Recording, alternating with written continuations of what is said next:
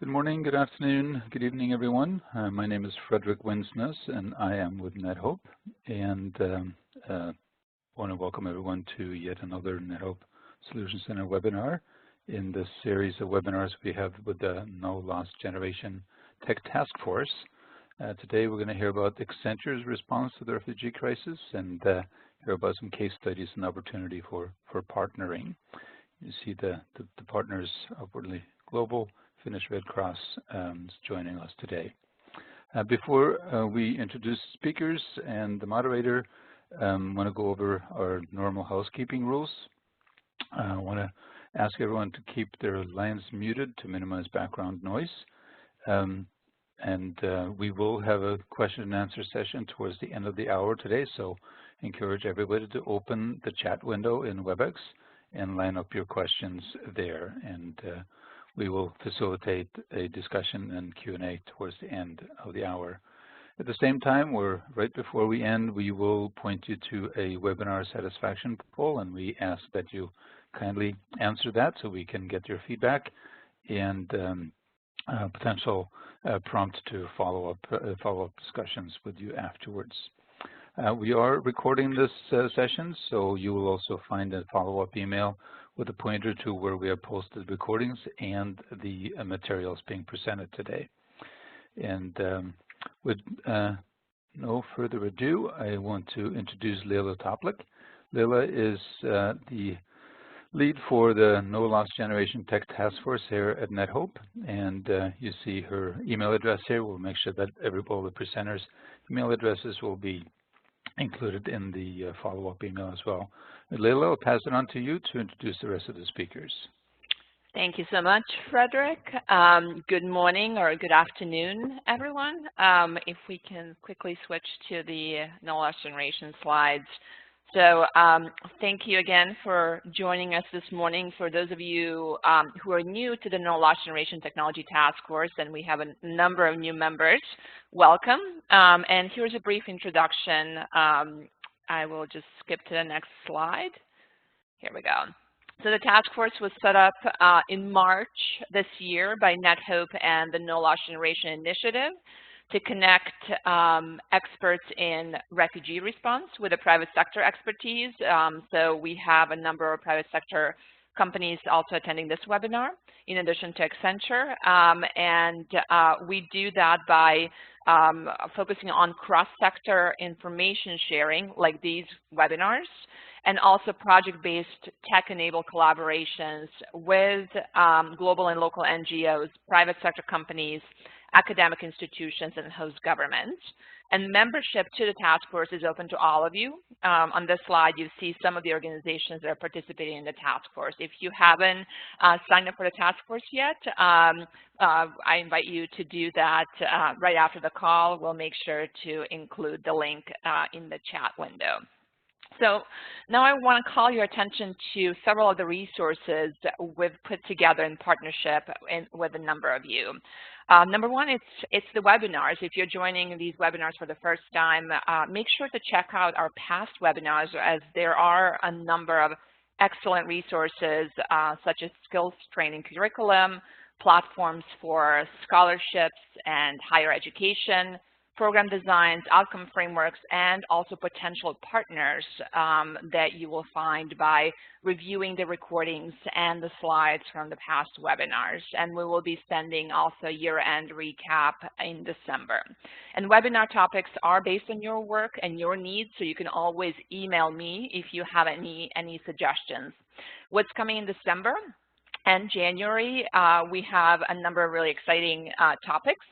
Game-based learning with War Child and their partners, informal learning programs at IMC's Makani centers that are supported by Endless OS solution, and ebooks by World Reader.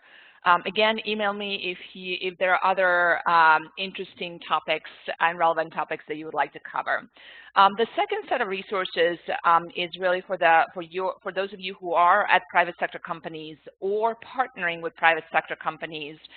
It's a document that you see in the middle that provides guidance and examples for how businesses can activate in support of youth and adolescents affected by the refugee crisis. So that includes CSR and philanthropy, but also business operations and product development and advocacy and public policy engagement.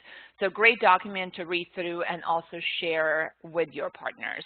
And then lastly, just published the No Lost Generation report for the year with an excellent overview of the No Lost Generation initiative, work to date, and situation on the ground.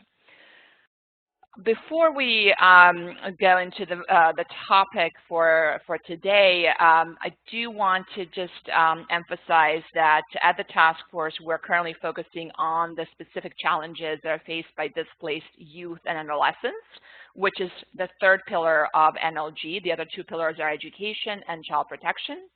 And specific to this topic, we're looking for solutions for skills training, employment, isolation and perception, and protection of women and girls.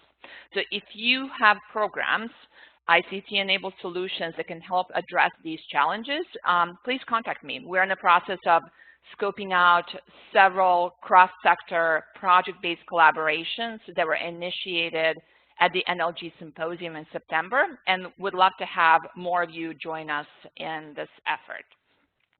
Now, I'm really pleased to introduce today's webinar. We'll be focusing on cross-sector collaboration between Accenture and two of their partners, Upwardly Global in the US and Finnish Red Cross in Finland.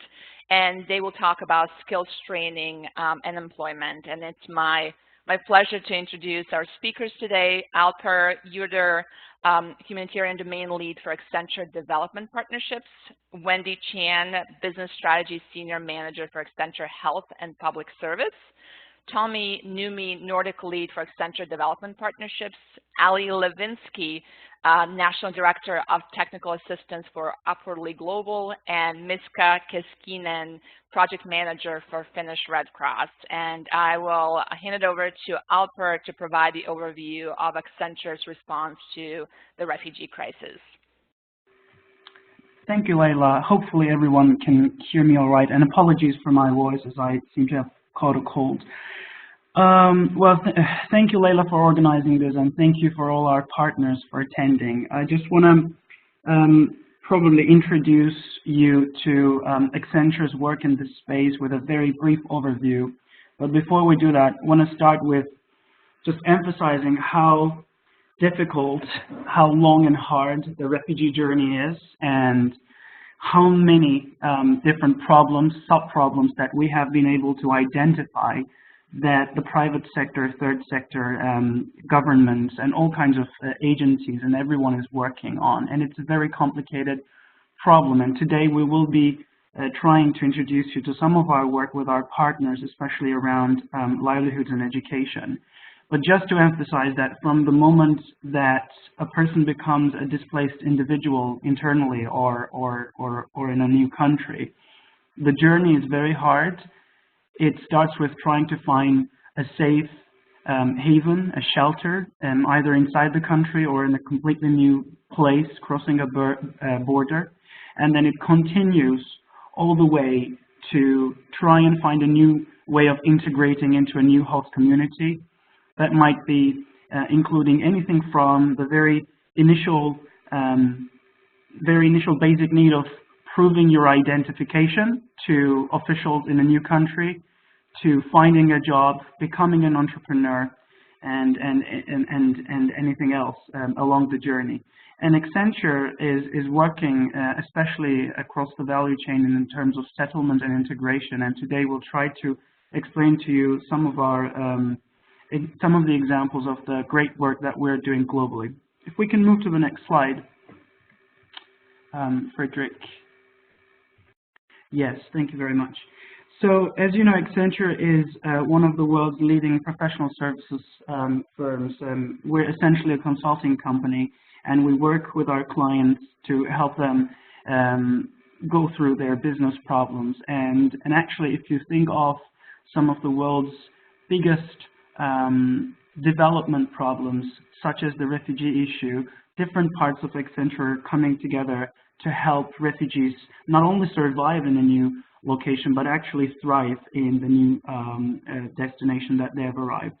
So we do this through anything from global giving, our corporate citizenship efforts in terms of our donations, our pro bono work, our volunteers, our employees who are actually happy to give some of their time to work in these issues, and also some of our commercial client activities. So these are client-paid projects where we work with some of the world-leading agencies that can be anything from the United Nations to World Bank to international NGOs and their local partners and private foundations to try and solve some of these problems by bringing in our strategy, management consulting, technology, and digital capabilities into the problems. And that is basically we work with organizations to help strengthen them in their organizational capacity.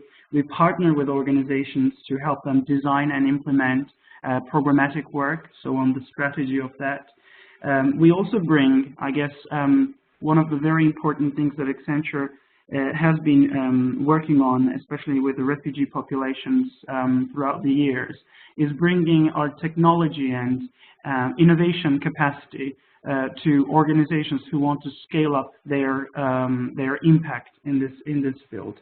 And today we will be talking about two specific projects with some of our with our partners, Upwardly Global and the Finnish Red Cross. But just to give you a recap of the different types of projects that we have been doing, and I believe Leila or we are sharing a detailed version of these, so you can find information about the specific details of the projects, which I won't be able to go through because of our time constraints. But we worked in the past with the United Nations on a number of different projects around, biometric identity management systems, to anything about working with their connectivity teams to understand the specific connectivity needs of the 65 million people who are IDPs and refugees in the world, and to find solutions. And anything also around, which we will emphasize today, livelihoods and education. So working with our global and local partners to help curate some specific programmatic work in the ground. And without any further ado, I would like to give the floor to Wendy, who is a colleague of mine in Accenture, who works with Upwardly Global on a specific great project that we will share our experience about. Thank you, Albert. So hi, everyone. My name is Wendy Chen, and as Albert mentioned, I am a Senior Strategy Manager with our nonprofit practice here at Accenture. For the last several years, I've also had the privilege of managing and stewarding Accenture's partnership with Upwardly Global. Our work with Upwardly Global is one of the many examples how Accenture gives back to the community through our Skill to Succeed corporate citizenship initiative. For those of you who are not familiar with our Skill to Succeed, this is a CSR initiative focuses on advancing employment and entrepreneurial opportunities for disadvantaged individuals around the globe, leveraging our expertise in digital innovation to drive impact at scale and help close employment gaps. Since 2010, Skills to Succeed had equipped more than 1.7 million people around the world with the skills to get a job or build a business, and our goal is to impact 3 million more people by 2020. So I also wanted to quickly introduce our wonderful partner, Upwardly Global. You will hear more about Upwardly Global later on, but I just wanted to quickly highlight that their mission is to eliminate employment barriers for skilled immigrants and refugees. Upwardly Global mainly operates in the U.S., and its program serves refugees with higher education from their home countries. Roughly 20% of UpGlo's participants are young adults, and their newly launched technical assistance program, which Ellie will share more later on, their offerings are being utilized with a broader population, including refugee youth, who also need substantial support with professional acclimation, acculturation, as well as soft skills training. So the next slide here, this illustrates Accenture's partnership with UpGlo Global over the last several years.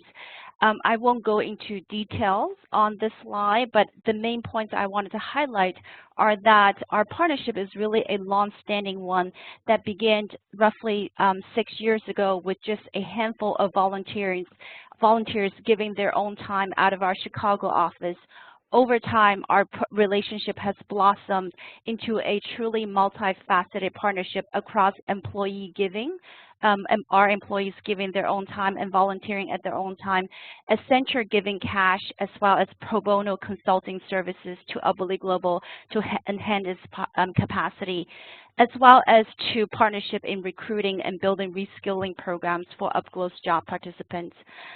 Last year alone, over 800 Accenture employees gave around 2,000 hours of service to UpGlo Global. And since our partnership started in FY11, our firm has invested over $4 million of cash as well as pro bono services to support this partnership. I wanted to highlight a little bit more on the specific investment that we have made with UpGlo Global on specific relevant to the refugee crisis. As the global refugee crisis worsened over the past several years, Accenture felt compelled to respond and do more on this issue, particularly in the U.S.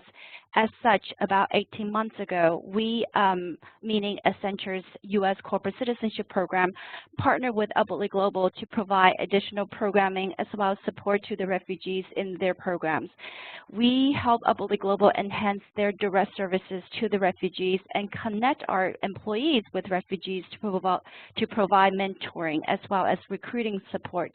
Through this partnership, the refugees can hone their job search skills using UpGlo Global's online training platform and receive real-time career advice from UpGlo staff, as well as refugee peers using a new digital learning circle that we help UpGlo Global set up.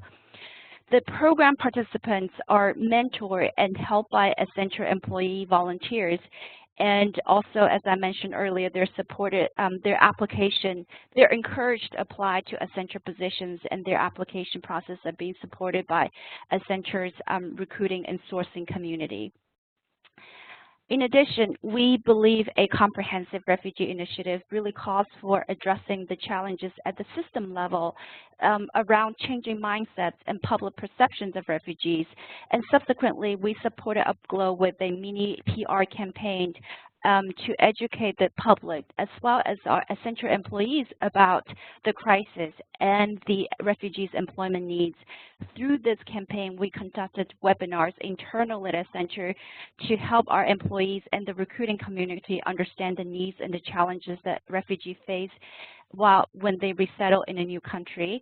And we provide pro bono service to UpGlo to create a PR assets for public education purpose. So without further ado, I'm going to pass the baton over to Ellie to talk about this newly launched technical assistance program that Accenture is working with UpGlo Global on. Great. Thank you, Wendy. I hope everyone can hear me okay. So first of all, I'm really happy to be here with you today and want to say thank you to the NetHope team for inviting UpGlo Global to participate with Accenture. And I'm here, like Wendy said, to tell you about UpGlo Global's Technical Assistance Program, which is a new program that we launched at the beginning of this year with support from Accenture. So a little background information. Over the past 17 years, UpGlo has grown our own direct service program from serving about 25 individuals a year in our first year in San Francisco to about 2,000 a year. And in 2013, then, we made a strategic investment in our technology infrastructure that really accelerated the growth of our impact metrics. So to date, we've placed nearly 5,000 skilled immigrants and refugees in the U.S., and 70% of that growth really happened over the past 5 years alone through the support of technology. And still, despite that great growth, we know that there are about 2 million of our target population in the U.S. today, which are skilled, yet unemployed or severely underemployed refugees and other migrants. So in our next phase of growth, we're really thinking about how we can leverage the technological assets that really fuel the growth of our own direct service program to increase capacity and resources for organizations across the country to provide best-in-class service to refugees. So, initially we started to expand through our own internal programming, and in this next phase of growth, we're really starting to think about external partners and how we can take more of a systems level approach. So I mentioned that we'll be sharing our technological assets, and so what exactly am I talking about? UpGlo's program is supported by a really robust client relationship management backend that streamlines our program design through automation and allows us to capture a lot of rich programmatic data. And this data, of course, is used for continuous program evaluation and process improvement. Many organizations use CRM, but I can say that this has really been a critical element in UpGlo's programmatic impact and the growth of our program. And then in addition to our CRM, UpGlo uses a learning management system that Wendy mentioned. We call it UpGlo, and we use this system to share program tools with our clients. And our tools include customized virtual training modules on the nuances of the U.S. job search process and professional culture. So that's very soft skills oriented. A customized resume builder tool we designed to create a resume that mitigates against the misperceptions about refugee talent and also serves the dual process of streamlining the very time-intensive but critical task of resume development. And then a third tool is an extensive and growing knowledge library that's both for job coaches, so for practitioners supporting refugees, service providers, and also for the refugee job seekers themselves. And that knowledge bank includes a whole host of resources, but industry-specific resources are a real highlight. And these resources were developed in-house by UpGlo's own top job coaches to address the challenges and needs that we've seen over the past 17 years in serving this population.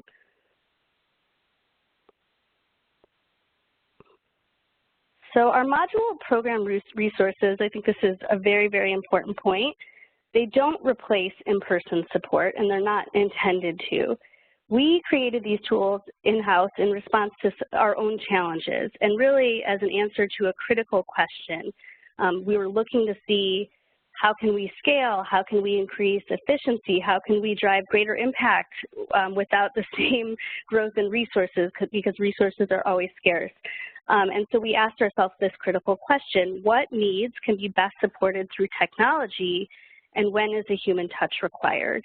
And by really leaning into that question, we started to develop these tools. And so often the answer to that question is that technology is ideal for repetitive but critical knowledge transfer. And also, we found that technology can serve as a gatekeeper, so really helping to efficiently manage programmatic resources. And an example for that is Upwardly Global. One of the tools that we have available on our UpGlo platform is what we call our core training, and these are fundamental training modules about the U.S. job search process and U.S. professional culture. There's 5 of them. And we've created a program flow where when people come into our program, they must complete those 5 core trainings before they move forward in the program. So again, just by creating those trainings, we're able to transfer that repetitive but critical and consistent knowledge to all of our clients in a very efficient manner. And we're also able to develop a proof point in engagement. So we know if someone completes those 5 trainings that they're very serious about working with us, that they're ready to work with us, and then they continue to move forward in our program.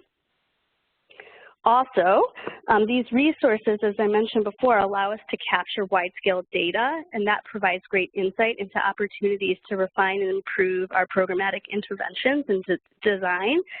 So our tools really enhance efficiency and create capacity for service providers to provide best-in-class, skill-appropriate support without having to make huge outsized investment in human capital, technology, or the maintenance of these things, and many organizations don't have the resources to do that.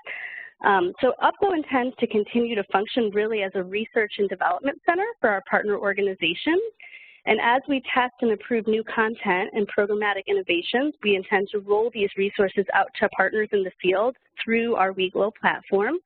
And we also think it's really important to use our partner network to strategically inform our content pipeline. So we're going to be constantly responding directly to the need of practitioners and their refugee clients.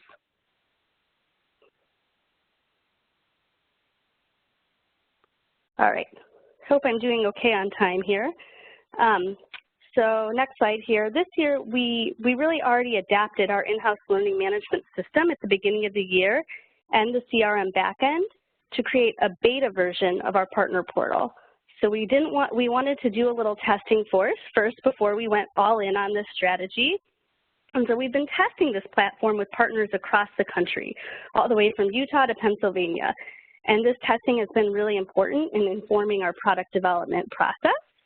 And so these partners are also, as Wendy mentioned, serving a broader population of refugees and the folks UpGlo is serving directly, which is really interesting. And this includes one partner in particular who has a program that's supporting refugee youth with college readiness, support with completion of higher education, and ultimately with employment. So that's been very interesting to see a broader applicability and an interest around our tools outside of the population we're serving explicitly.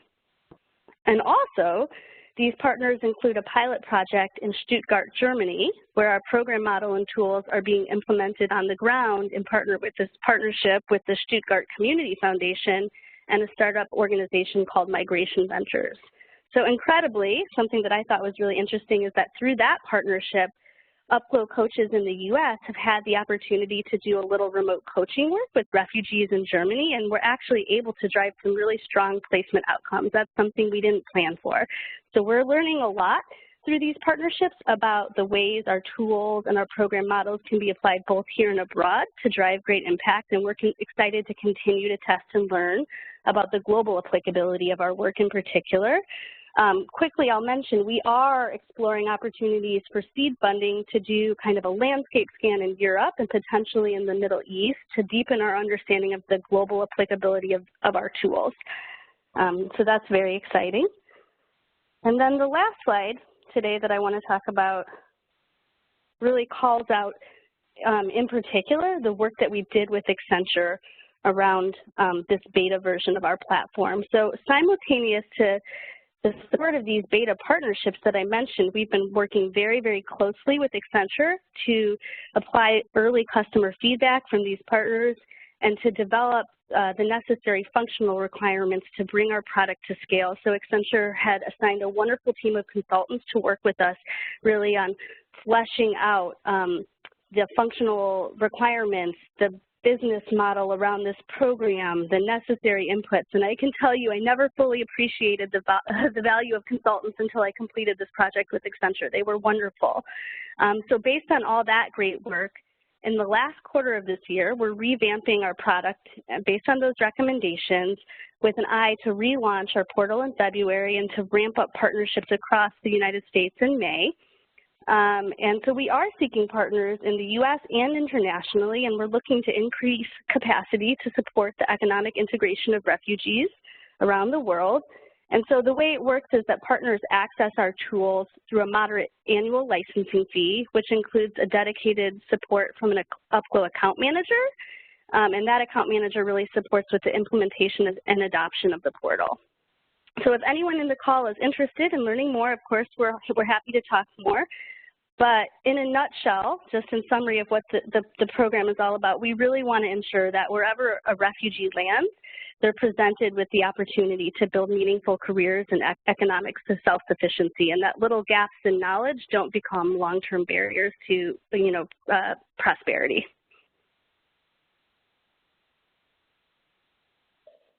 Great, thank you very much. And now, thank you for this overview of the programming in the U.S. and also your plans to expand internationally. And now we'll hand it over to our team in Finland to talk about the work that they're doing there. Tommy. Thank you, Leila. Hello, everyone. My name is Tommi Nummi, and I'm leading the Accenture development partnerships in the Nordics, and also I'm responsible of our partnership with the Finnish Red Cross.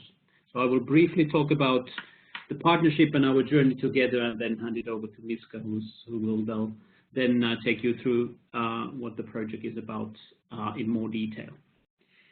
So if you go to the next slide, this project is actually based on a longer-term partnership with Red Cross, which dates back to more than 10 years of doing different type of work together. But approximately 2 years ago, we started to discuss how we should work together to address the refugee crisis, and already in the very initial discussions, the idea was that this is we need to be agile, act fast, and test out rapidly solutions which would enable us to understand who are the refugees coming into Finland with large numbers, how we could give them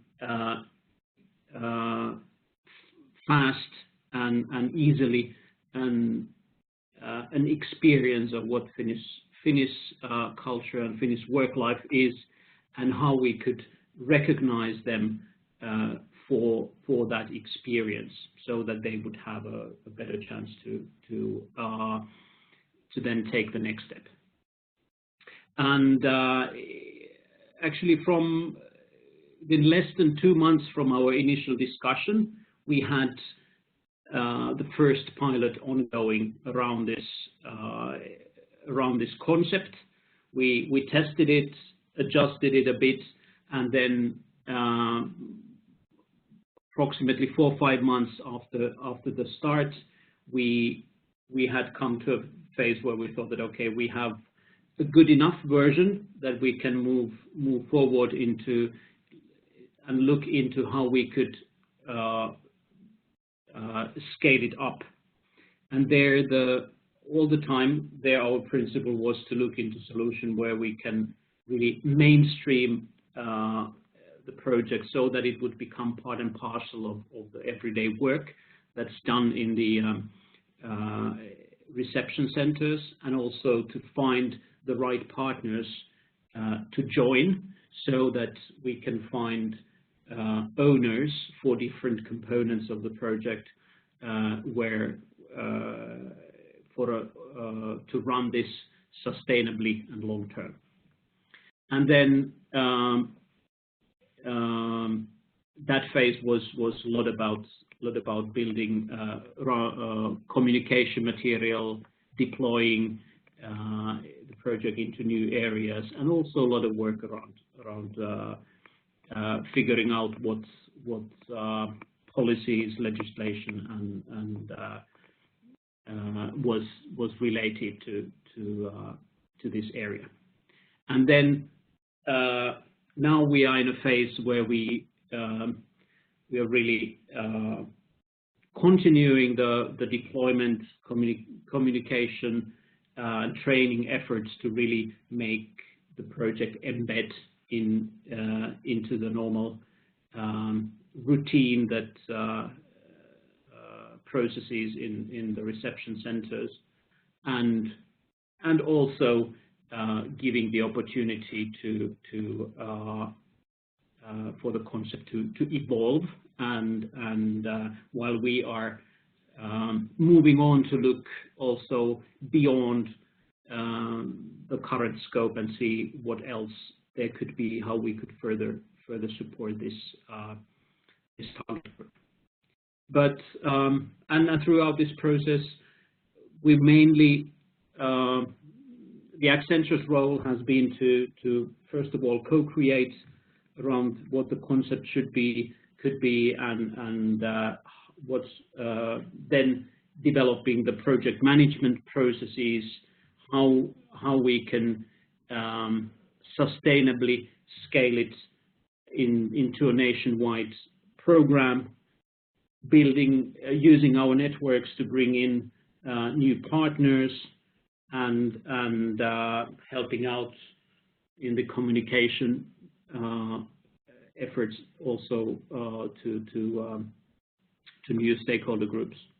And then we mainly done this through our kind of pro bono corporate citizenship program, and then we've also provided Red Cross some monetary support to enable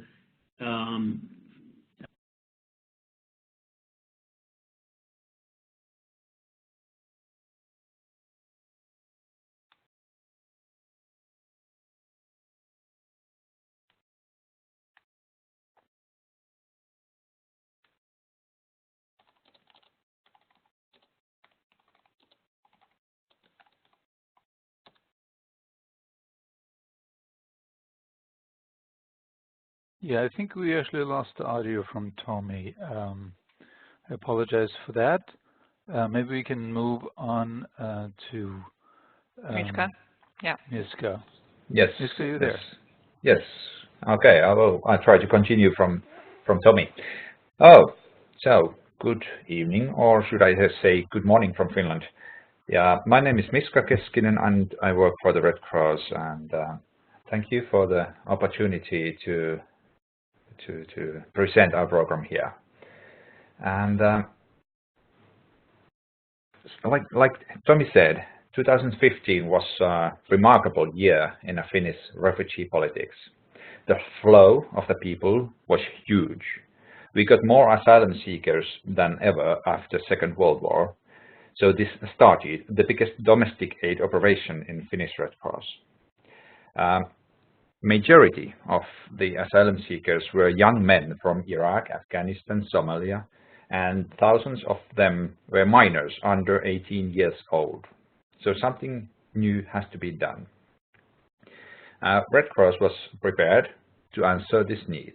We took care more than 100 asylum seekers center within a few months.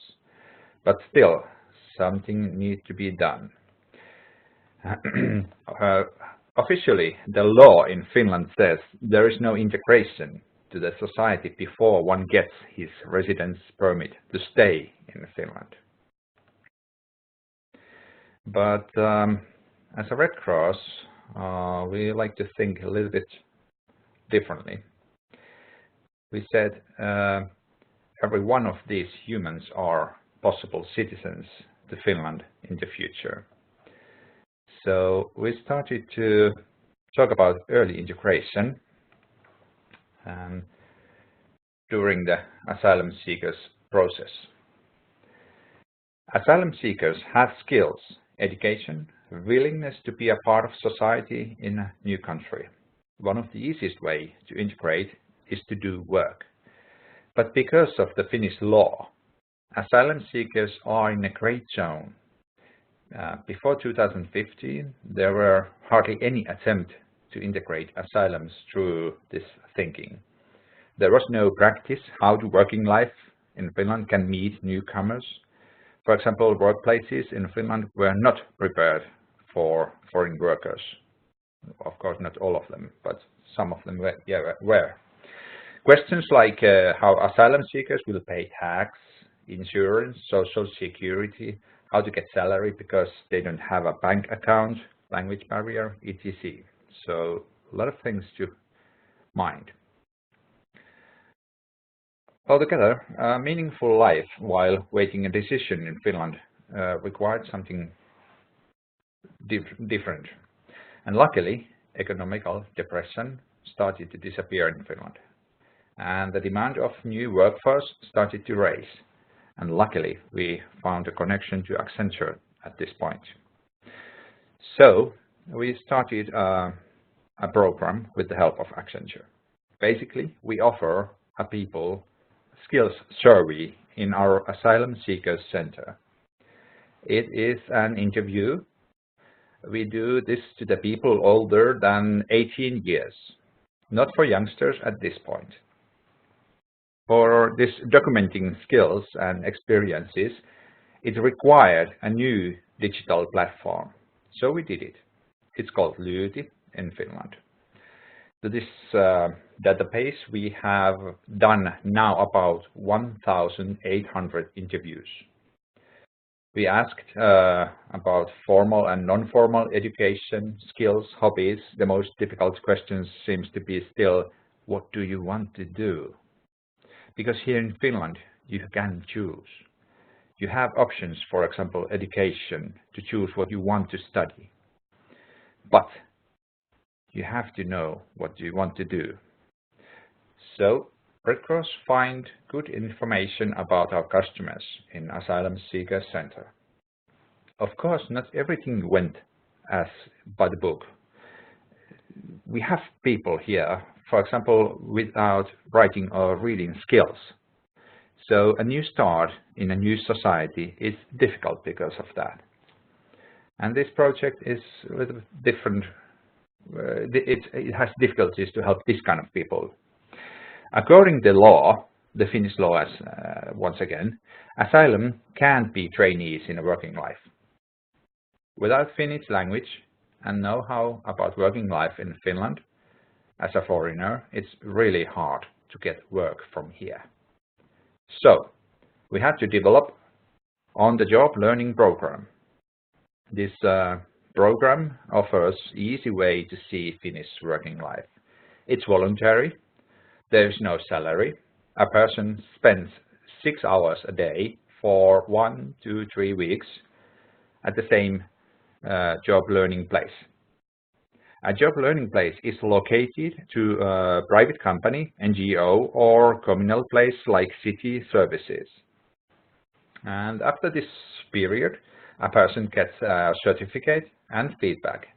In the future, we will offer also digital open badge certificate, which one can attach, for example, LinkedIn profile or Facebook profile. So later on, those who have this experience, they might get a job more easier here in Finland. And actually, it happens already. So far, we have had 750 people on the job learning period. This is the base of the program. And if we are lucky, if a person who participates is lucky, he showed his skills or know-how, like I said before, one might get a job after the program. So far, 120 people have found a job to do, a paid job. What did we learn? There are a lot of norms, regulations in Finland, but not exactly easy way for asylum seekers get a position in Finnish working life. One goal for the project was to have skills interview a part of official work in the Asylum Seeker Center. And it looks like it happens. Well, of course, it happens in Red Cross already, but as well, Finnish Migration Service accepted this idea. So in the future, the other operators in asylum seekers centers will have it too. Now we use our own digital base. In the future, Finnish Migration Service will develop a new version. But the rest, like the job learning, we still struggle with the authorities. These two core activities we make efforts. We support our staff to make a change in Finland. Still, after 1 year, not all the authorities understand the difference or the impact on the job learning. Why do we do this? We are looking for experiences from other countries. If in somewhere else there is something similar going on, please tell me, take a contact, how these people can be helped to integrate the society via working life. Or if some of you would like to develop a project like this, we can share knowledge, what we have done and faced. We are also looking new partners, companies who can offer on-the-job learning places for asylum seekers. So basically, all methods that will help refugees get a job. Tell me about it. Of course, it's useful if there are companies who need workers in Finland. Maybe someday we can offer more asylum seekers as a workforce while they are in the process. And like I said before, majority of our target group are young men. I would say about 80% are now under 29 years old. Now, at the moment. But increasing number of Syrian refugees families will raise a question of women's position and families in Finland. And what's coming? We have still time left for the project, and we'll develop a new volunteer activity for the Finnish Red Cross. We are looking for mentors. They are ordinary people from working life in Finland. Our mission is to get them courage and tools to guide our target group, support the working life skills for asylum seekers and residence permit holders. This activity is modern, short period, light and easily accessed for volunteers. As we will have digital credentials, which I told already, open badge system coming. This is for volunteers who participate for mentoring, they get the badge. But also our target group, they get the badge from participation either on the job learning or the mentor process. And the Red Cross will hopefully get a lot of new volunteers. So, to the end, things to develop, how to approach companies to get them involved in this program, what kind of support they need, how to support a company to hire a person with a refugee background in Finland, how to impact municipalities and get a position for asylum seekers in a working life, how to get visibility for this topic in Finland, how to prevent refugee people's misuse in a working life.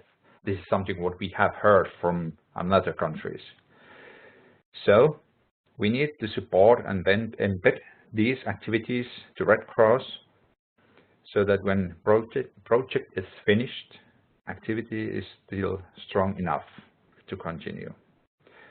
Actually, this was my part of the seminar, so thank you.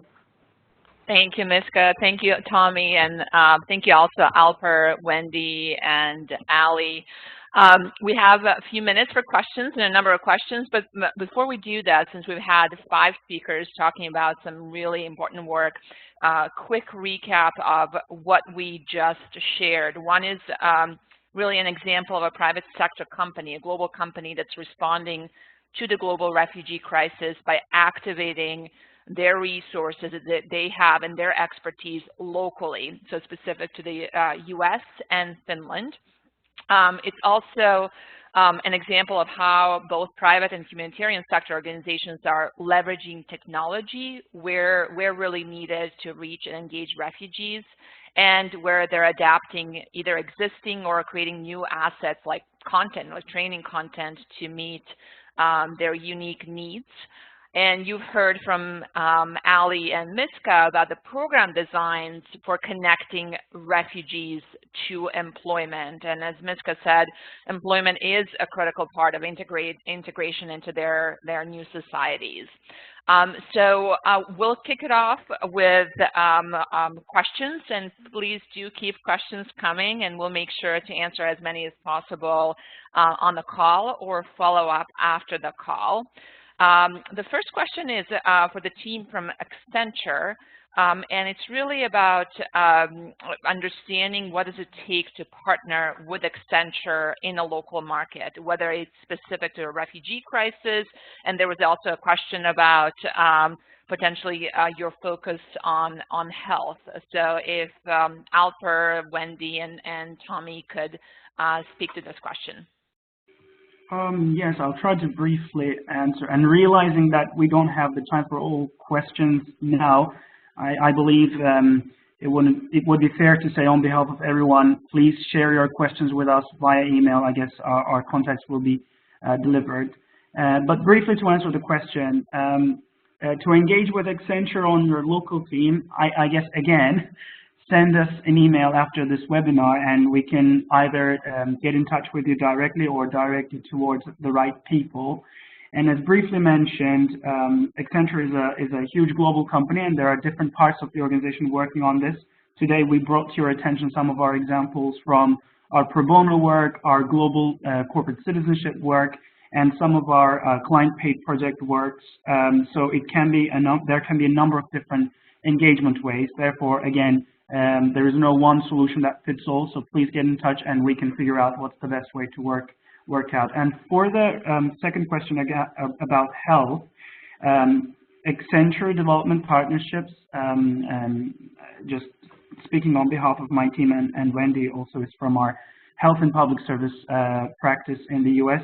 We do have health experts, global health experts, and within our ADP team, we have done a lot of projects on this area, and especially now, actually, we are working on an opportunity with AMREF in Africa to roll out a mobile health solution targeting the refugee populations, actually to help community health workers or create community health workers out of the refugee populations and then reach out to more people through those technologies. And again, if you could reach out specifically, then we would be very happy to take that conversation further. I don't know if, Wendy, you'd like to add anything to that. No, I think you did a beautiful job, Albert. Thank you. Well, excellent. Thank you very much. There's a host of other questions, as you may have also mentioned. There are more questions we're probably going to get to today. So we could also take those questions and post a question and answer document after the webinar today. But there were a couple of questions that came in that you probably can answer fairly quickly. This is probably from Ali or Wendy. The first question was, what are the main geographic locations where Upwardly Global is active? I can take that one. This is Ali. Also, just a quick heads up, one of my friends on the call highlighted that my email is wrong on the last slide. So we'll be sure to provide the correct email. In answer to the question about geography, so Upwardly Global has physical offices in Chicago, New York, San Francisco, and DC. Then we also have satellite programs in partnership with other organizations in Santa Clara, California, Boise, Idaho, and Detroit, Michigan. And in addition to that, we serve people all over the United States remotely in some instances in specific geographies where we're funded to do so. So we have a strong physical presence in those 4 core offices, but then we're working with people all across the country. And internationally, you mentioned Germany, and Lila also mentioned the fact that you have ambitions going other locations. Or there was a follow-up question for all of you, and from an international engagement perspective. It was also, is Accenture planning to or interested in working with Rohingya refugees in Bangladesh, facing similar or worse conditions to refugees on the European migration route? So I'll open it up to everyone to answer that question. Tommy here. I can maybe pick that one. At the moment, we don't have physical presence in that area, country, but I know we are already working with multiple organizations that are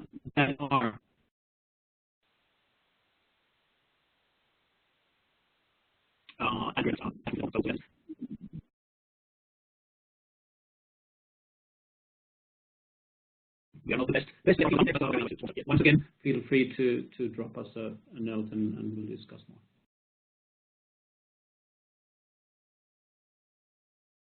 Excellent. Anybody else want to address any of those issues? Oh, sorry, I realized that I've been talking to myself all this time. I was on mute. Sorry about that. So excellent question. Thank you very much. Well, as a global organization, I mean, we do not really approach the project based on any ethnicity, any group. I mean, we are trying to really work with populations, work with organizations who are trying to help refugees thrive across the globe. So some of our work might be touching a specific refugee population somewhere, but as a rule of thumb, I have to say, as a global public company, we have to follow certain conduct around our geographic presence. And as Tommy mentioned, even if we might not have on-the-ground presence in Bangladesh,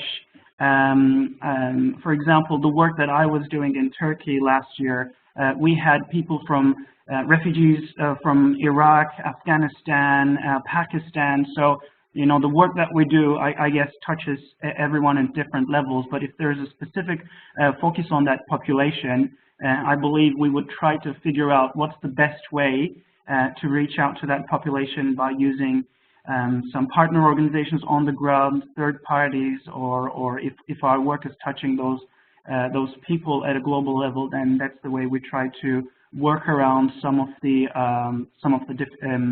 logistics difficulties that we also have. Hopefully that answers the question.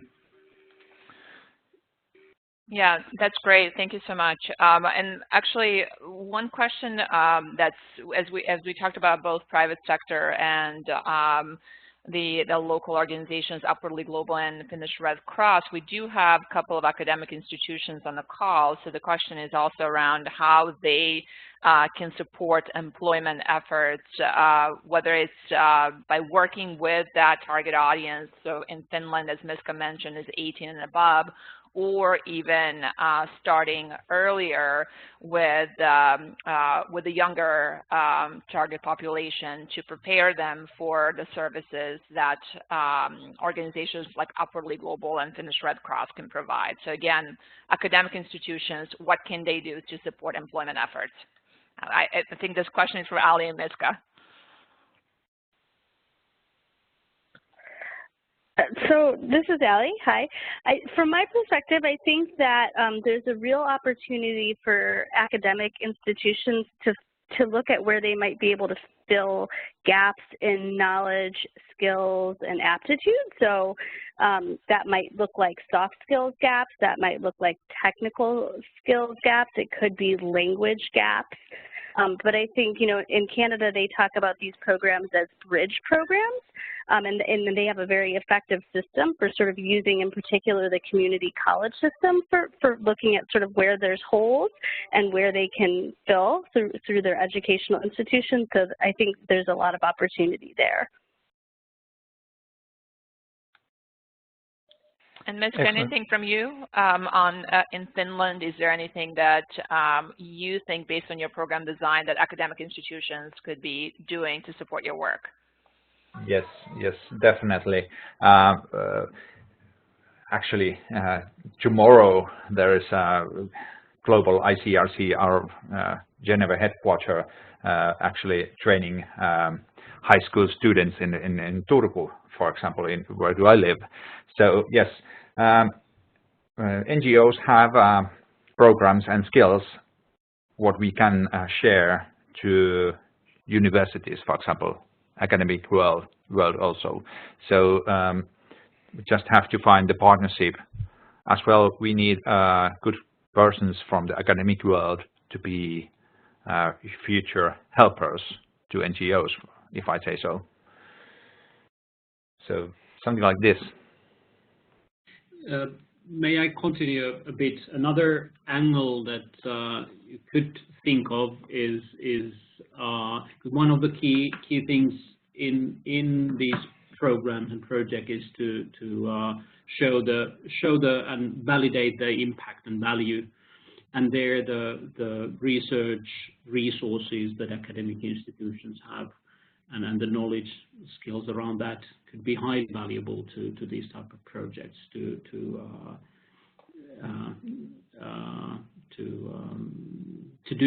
run research and validate the impact of these projects.